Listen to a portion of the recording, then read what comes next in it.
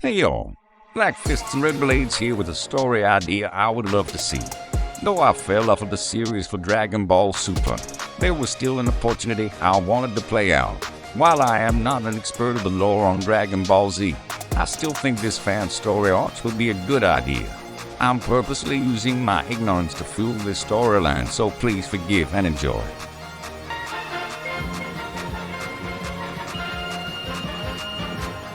With the other universes destroyed by Xeno, you wonder if the mortality ratings were the only reason for their destruction. They could also be temporary moods and moments of weakness. The walking, floating spectrums of Bebedy and Bobbity are both short and were capable of manipulating reality, though not to the same degree. Say if the Omni King, who can have copies of himself, had weaker copies going around and causing trouble, the disgruntled behaviors of the king could be destroyed, or hidden away from the Omni King wanting to hold a grudge. The story goes so far that survivors and weaker warriors go for a plan to usurp the Omni King and shape the multiverse to their whim using the Dragon Balls. One of the negative kings puts Xeno to sleep as another manipulates key and magic to separate power levels from others as they try to trap the angels, casts, demons, and gods of destruction in the same plane. Being depowered, the Z Warriors too are put at a limit, but use the Omni King's button to transport everyone to the powers since it is technology not magic. They soon find out that there are other universe combatants joining in to get a wish from the Universal Dragon Balls, upon mostly the steel key from the remaining warriors. To cover this up, everyone locked away key is put into a single pool, and any skills they earn along with defeating another team gets them a general ability.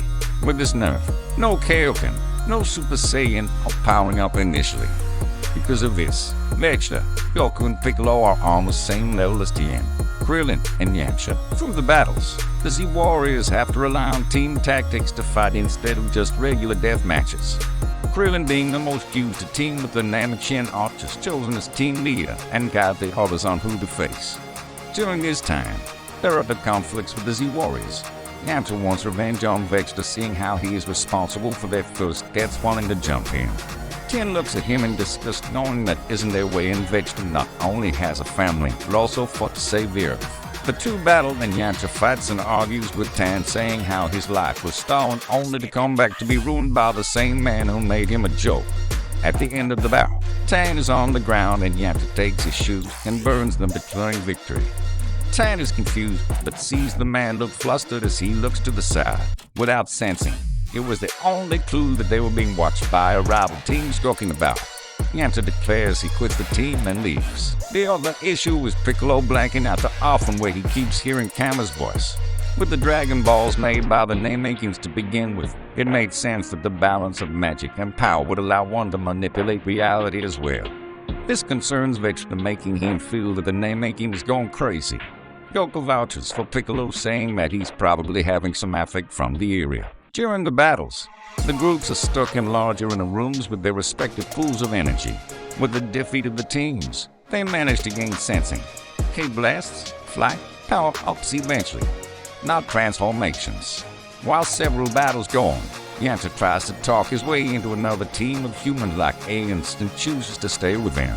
He emphasizes the shoes being burned as a sign worse than death. Though skepticism amongst them shows since Tan still fought and showed their warrior.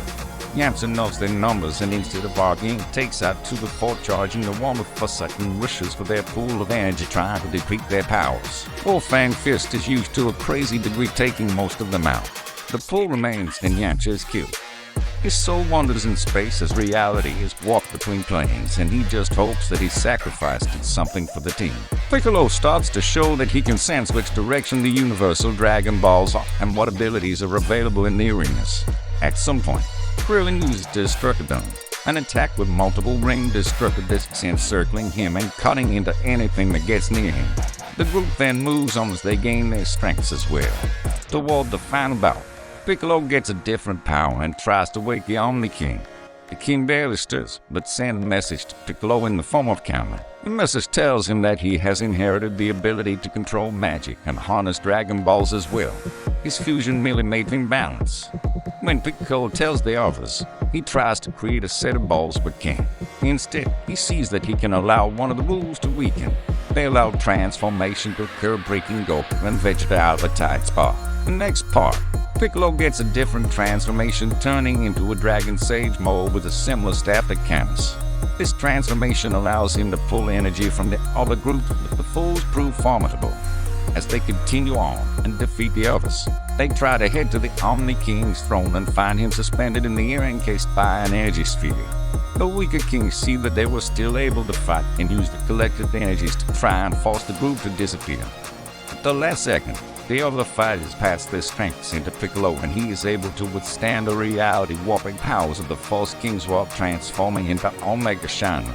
The new form is meant for combat, and he goes after the False Kings, who combats against their final guardian before destroying them all and freeing Zeno.